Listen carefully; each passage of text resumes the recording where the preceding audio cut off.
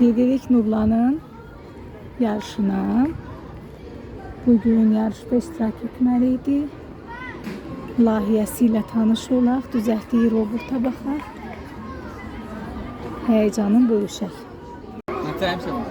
Salam, günləri biz mayak düzəltmişəm və mayak gəmilərə yol göstərir ki, fəlakət baş verməsin. Gördüyünüz günəş paneli, günəşdən aldığı işin enerjisini elektrik enerjisi verərək burada şirkətləndirilir.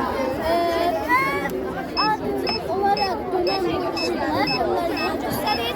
Eşitdiyiniz bu səs isə gələcəkdə təşkilləşdirərək gəmilərin eşitdiyi ultrasəslər çevirəcək və yer səthindən nə qədər uzaq olduqlarını istiqlalla hesablayacaqlar.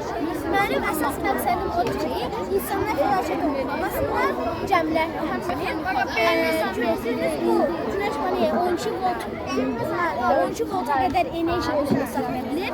Burada batareya, dinyo, ledlər, maşında kapağı açılır, sonra ışık görürlər. Burada sonra bagajı açılır, sonra maşının şurası alınır. Eve gələndə isə evdə belə yaşam tərzini, içərisində kitab oxumaq olar. Sonra məqsədi də odur ki, insanların yaşaması üçün, məsələn, normal evlərdən fərqli olaraq evlərin alçaq edilməşliyi, maketdir. Bunlar da yerə dərslərdə istifadə oluna bilər, memarlıq, dizayn üçün istifadə olunur.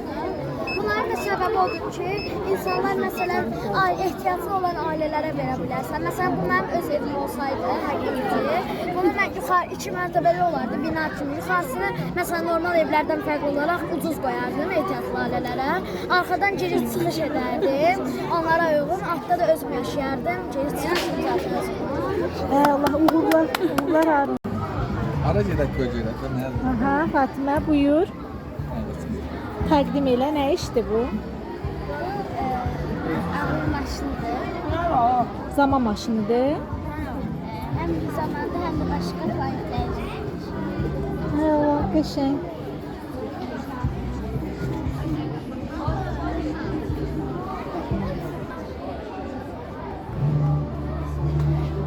Sadece cinsen hepsi yok. Bak ses. Maşınla gidiyorsun, maşınla oradan geçiyorsun.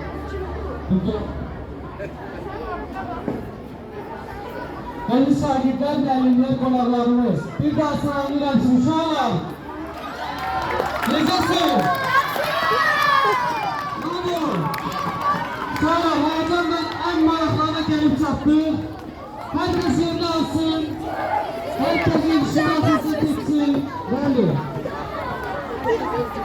Bugün istenen anda herkes galiptir. Buradaki yerde ise galip iklimizdir. Gelmediği gibi gürültülü alışlar. Şöyle şahidi bu bak böyle olmaz. Enerji, pozitif, sağlam.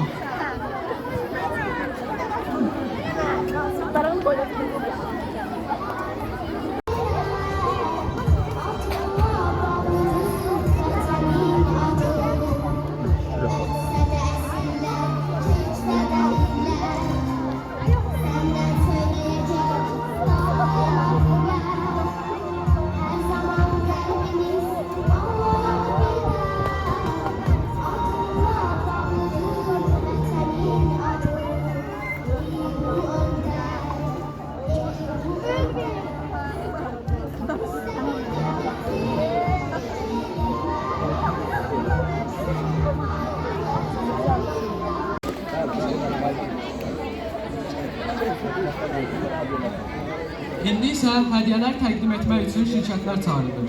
Evdə dərs təmsilçisi Anar Əliməmmədov.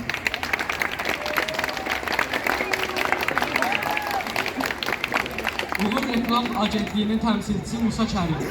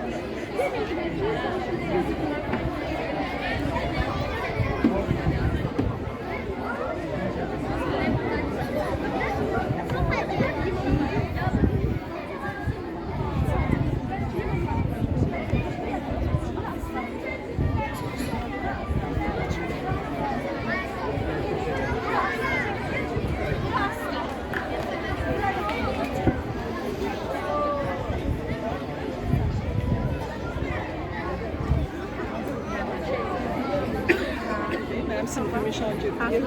Nurlan Kərim.